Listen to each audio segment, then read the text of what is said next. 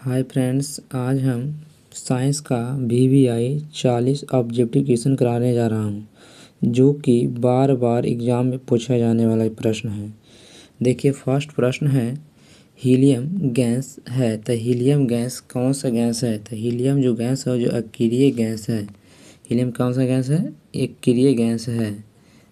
Helium है जो अक्रिय gas है। अगला क्वेश्चन है निम्नलिखित में से कौन आयनिक यौगिक नहीं है? मतलब इसमें कौन है जो आयनिक यौगिक नहीं बनाता है? तो इसमें जो CO2 गैस CO2 है जो आयनिक यौगिक कभी नहीं बनाता है। अगला क्वेश्चन है जस्ता का अयस्क कौन है? तो जस्ता का अयस्क है जिंक ब्लेड। कौन सा है? Zinc blende. अगला क्वेश्चन है आनुवंशिकता का पिता किसे माना जाता है? तो आनुवंशिकता का पिता ग्रेगी जॉन मेंडल को माना जाता है।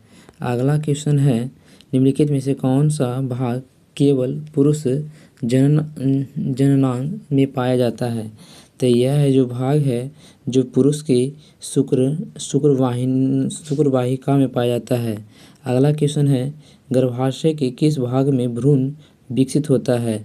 तो यह है जो भ्रूण विकसित होने का जो अथी है जो यह योनि में पाया जाता है। योनि के कारण भ्रूण का विकसित होता है। अगला क्वेश्चन है स्वपरागन निम्नलिखित में से कौन सा पौधा है? तो स्वपरागन है जो इसमें ए बी दोनों हो जाएगा, मतलब कि सी हो जाएगा। अगला क्वेश्चन है एस्ट्रोजन स्रावित होता है। तो एस्ट्रोजन स्रावित किससे होता है? तो एस्ट्रोजन जो स्रावित होता है जो अंडाशय द्वारा होता है। कौन से द्वारा होता है? अंडाशय द्वारा होता है। अगला क्वेश्चन है जड़ का अधोगामी वृद्धि कहलाता है। तो जड़ का जो अधोगामी वृद्धि होता है इसे क्या कहा जाता है? तो इसे कहा जाता है गुरुत्वानुवर्तन कहा जाता है। अगला क्वेश्चन है पौधे के उत्सर्जी पदार्थ है। तो पौधे के जो उत्सर्जी पदार्थ है उसे क्या कहा जाता है? तो उसे टैनिन और गोंद और रेजिन तीनों कहा जाता है। इसमें से ऑप्शन डी हो जाएगा, इनमें से सभी हो जाएगा। अगला क्वेश्चन है वृक्क की संरचनात्मक एवं क्रियात्मक इकाई को क्या कहा जाता है? तो वृक्क के जो संरचनात्मक क्रियात्मक इकाई को नेफ्रॉन कहा जाता है। अगला क्वेश्चन है पादप में अपशिष्ट संचिव रहते हैं। क्या संचिव रहते हैं? इसका देखो, पहला जो है इसमें पहला मतलब छाल में रहते हैं और कोशिकीय रेक्तिकाओं में भी रहते हैं। मतलब ए भी रहेगा, बी भी रहेगा और सी भी पत्तियों में भी होता है। तो इनमें से सभी हो जाएगा। अगला क्वेश्चन है वृक्क के संरचनात्मक एवं क्रियात्मक इकाई को क्या कहा जाता है? देखिए, क्वेश्चन है जो 2 बार रिपीट हो गया है। इसे क्या कहते हैं? नेफ्रॉन। ये पहले भी आया था। अगला क्वेश्चन है निम्नलिखित में से किस लेंस को अपसारी लेंस कहते हैं? बताओ गाइस, कौन सा लेंस को अपसारी लेंस कहते हैं? तो इसे अवतल लेंस को अपसारी लेंस कहते हैं और अभिसारी बोलेगा तो उत्तल लेंस हो जाएगा। अगला क्वेश्चन है किसी लेंस द्वारा उत्पन्न आवर्धन का एसआई मात्रा क्या होता है? तो आवर्धन का एसआई मात्रा क्या होता है? मात्रक विहीन होता है। कहता है कि विहीन होता है। अगला क्वेश्चन है प्रकाश की चाल विभिन्न माध्यम में क्या होता है? तो प्रकाश की जो चाल है जो विभिन्न माध्यम में भिन्न भिन्न होता है। अगला क्वेश्चन है किस प्रकाश स्रोत के सामने एक रुकावट रख देने पर क्या बनता है? तो जब रुकावट रख दिया जाता है तो उसे क्या बनता है? तो इसे जो छाया होता है छाया बनता है। देखता हो कोई वस्तु को रखते हैं तो उससे पीछे एक काला टाइप जो भी बनता है उसी को क्या कहते हैं? छाया कहते हैं। अगला क्वेश्चन है समतल दर्पण की फोकस दूरी होती है। समतल दर्पण की फोकस दूरी होती है तो क्या होती है? तो समतल दर्पण की फोकस दूरी होता है जो अनंत होती है। अगला क्वेश्चन है निम्नलिखित में से किस लेंस को अपसारी लेंस कहते हैं? तो निम्न में से कौन से लेंस को अपसारी लेंस कहते हैं? तभी बताए हैं कि अवतल लेंस को क्या कहते हैं? अपसारी। अभिसारी बोलेंगे तो अब उत्तल लेंस हो जाएगा। निम्नलिखित में अगला क्वेश्चन है निम्नलिखित में से किसका वर्तनांक सबसे अधिक होता है? तो किसका वर्तनांक सबसे अधिक होता है? तो हम बताए हैं कि जानता होगा कि हीरा का वर्तनांक कितना होता है? सबसे अधिक होता है, 2.42 होता है। अगला क्वेश्चन है एक अभिसारी लेंस बनता है। तो एक अभिसारी लेंस कब बनता है? तो यह बनता है कभी कभी आभासी हो तो कभी वास्तविक, मतलब दोनों रहेगा तभी ये एक अवसारी लेंस बन सकता है। अगला क्वेश्चन है, आकाश का नीला रंग होना किस घटना का परिणाम है? तो यह जो घटना है प्रकीर्णन के कारण आकाश का रंग होता है जो नीला हो जाता है। अगला क्वेश्चन है, प्रकाश का प्राथमिक वर्ण कौन है? तो प्रकाश का जो प्राथमिक वर्ण है जो कौन सा है? तो बताइए कि प्राथमिक वर्ण बोल रहा है तो लाल है, नीला है, हरा है, इनमें सभी। तो यह हो जाएगा इनमें से सभी मार सकते हैं, क्योंकि तीनों का प्राथमिक रंग हो सकता है। अगला क्वेश्चन है, बृहत संख्या में प्रकाश संग्राही कोशिकाओं कहा जाता है, तो इसे क्या कहते हैं? तो इसे हम क्या कहते हैं? जो पहला बोलना है तो इसे हमें पुतली कहते, इसे हम क्या कहते हैं? पुतली कहते हैं। क्या कहते हैं? पुतली कहते हैं। अगला क्वेश्चन है, दूरदृष्टि दोष के उपचार के लिए किस लेंस का प्रयोग किया जाता है? तो दूरदृष्टि दोष को उपचार करने के लिए हम उत्तल लेंस का चश्मा का उपयोग करते हैं। यदि निकट के बोलेगा तो अवतल लेंस होता है।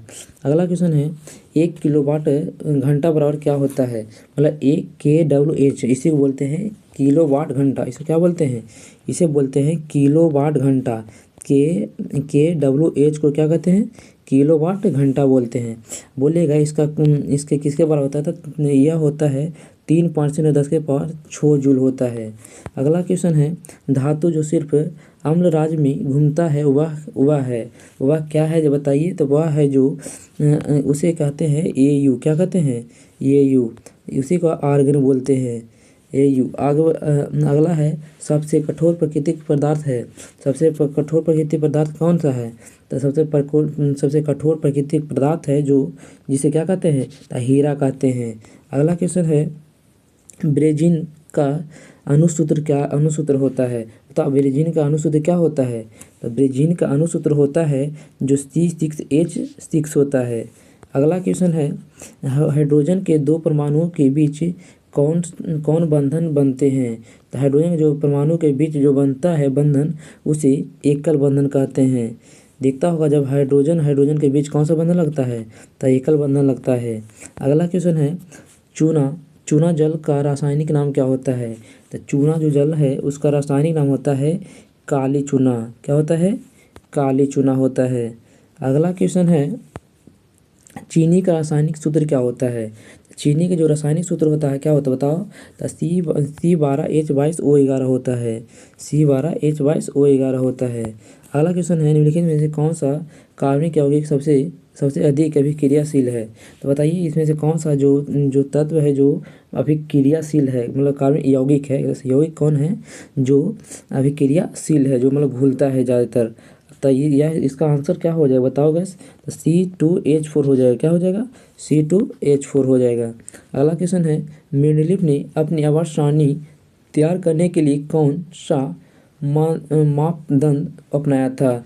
तो यह जो अपनाया था, जो कौन सा मापदंड अपनाया था बता सकते हैं? तो बताइए। तो इसका जो अपनाए थे मेंडलीव ने अपनाए थे तो परमाणु संख्या के द्वारा अपनाए थे। अगला क्वेश्चन है, निम्नलिखित में से कौन हैलोजन समूह का सदस्य है? तो बताइए इनमें से कौन सा है जो हैलोजन समूह का सदस्य है? तो इसमें से हो जाएगा ब्रेजीन है जो हैलोजन का समूह का सदस्य है। अगला क्वेश्चन है, जिंक का परमाणु संख्या कितना होता है? तो जिंक का परमाणु संख्या होता है 30 होता है। कितना होता है? 30 होता है। अगला क्वेश्चन है, निम्नलिखित में से कौन विद्युत ऋणात्मक होते हैं? तो बताइए इनमें से कौन है जो विद्युत ऋणात्मक होते हैं? तो उप आधातु होते हैं जो विद्युत का ऋणात्मक होते हैं। अगला क्वेश्चन है, सौर सेल में किसका उपयोग किया जाता है? तो सौर सेल में उपयोग किसका किया जाता है? तो इस सौर सेल में उपयोग किया जाता है सिलिकॉन का किया जाता है। किसका किया जाता है? सिलिकॉन का किया जाता है। अगला क्वेश्चन है, निम्नलिखित में से कौन मुख्यतः बायोगैस है? तो बताइए इनमें से कौन है जो बायोगैस है?